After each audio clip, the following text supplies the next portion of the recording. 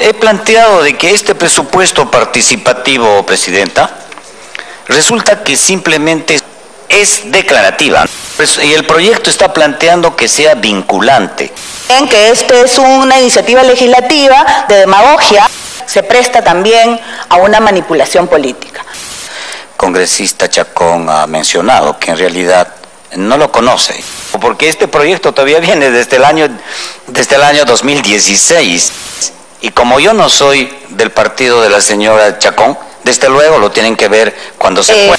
Estos presupuestos simplemente se convierten en declarativos cuando estos en una sesión de consejo pueden o no tomar en cuenta. Y eso crea desconfianza, eso crea poca participación. Y mucho más en este momento, cuando lo que está pasando en el país es una lucha que de manera conjunta venimos realizando todas las fuerzas del país, la lucha contra la corrupción. Y la mejor manera de luchar contra la corrupción, Presidenta, es el control ciudadano. Ese es un instrumento válido. Y el presupuesto participativo es un instrumento de esa lucha, pero también es un instrumento que sirve para coordinar, para concertar, para relacionar y articular las autoridades de los gobiernos locales y regionales con la población. Eso es importante. Y por lo tanto, he planteado de que este presupuesto participativo, Presidenta, resulta que simplemente es muy declarativa. Es declarativa, no muy declarativa, es declarativa. Y el proyecto está planteando que sea vinculante, o sea, los acuerdos del presupuesto participativo sean acuerdos que se tomen en cuenta. Y para esto, Presidenta, lo que se tiene que tomar en cuenta no es la participación libre y voluntaria de la gente, sino también es la participación de los órganos representativos que están en los CCLs, en los comités de coordinación local, y también están en los CCRs, que son los comités de coordinación regional. O sea, no es la participación de cualquiera, sino son de los entes calificados. Pero ¿qué pasa, Presidenta? Estos presupuestos simplemente se convierten en declarativos cuando estos en una sesión de consejo pueden o no tomar en cuenta. Y eso crea desconfianza, eso crea poca participación, como los que se han ido viendo. Le rogaría al congresista, por favor. Sí, por favor. Puede continuar, congresista. Entonces, esto ha hecho de que no haya participación.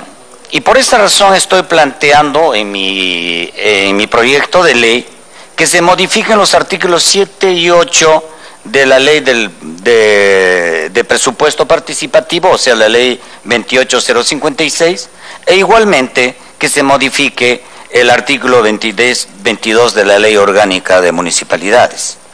Por la sencilla razón de que estos son los que permiten efectivamente llevar de una manera adecuada, coordinada, pero también tomando en cuenta un instrumento que es muy importante en los gobiernos locales. Es el plan de desarrollo concertado. El plan de desarrollo concertado, como dice su nombre, si se ejecuta de manera adecuada entre autoridades y la población, es un proyecto, es un plan que permite ver como referente para cualquier presupuesto y marcar los ejes de desarrollo de la localidad o de la región.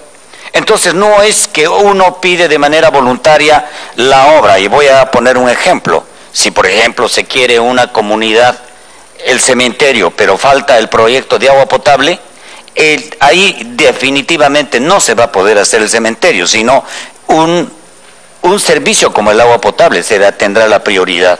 Entonces eso maneja los ejes de desarrollo que tiene el plan de desarrollo concertado. O sea, como referente tendrá nada menos que el plan de desarrollo concertado. Por lo cual tengo las modificaciones y el predictamen que le ha hecho a mi proyecto, que que en la estructura se mantiene como lo que he planteado, pero que se han hecho algunas modificaciones en el predictamen con los cuales estoy plenamente de acuerdo. Por ejemplo, en el artículo 8, cuando habla con referencia a la proporción de porque en el presupuesto existen dos formas de gastar, el presupuesto de gasto y el presupuesto de inversión. El presupuesto de inversión es el que permite la presencia del presupuesto participativo. Es solamente en el presupuesto participativo, solamente ve el presupuesto de inversión, no ve los presupuestos de gasto. Y por lo tanto, aquí en mi planteamiento que fuera 50%, pero tomando en cuenta las recomendaciones tanto del Ministerio de Economía como también del Banco Mundial, se toma en cuenta de que debería ser un 36%, con lo cual estoy de acuerdo, que me parece razonable, además tomando en cuenta que existen economías grandes como municipios grandes, de grandes ciudades, como también intermedios y pequeños, los cuales permiten desarrollar un presupuesto de esta característica y por lo tanto también sí toma en cuenta las necesidades de la población. El otro aspecto, Presidenta, es en lo referente ya al artículo 8, en el cual habla que el incumplimiento de esto entre las causales de vacancia también considera de que también es una causal de vacancia no tomar en cuenta el presupuesto participativo.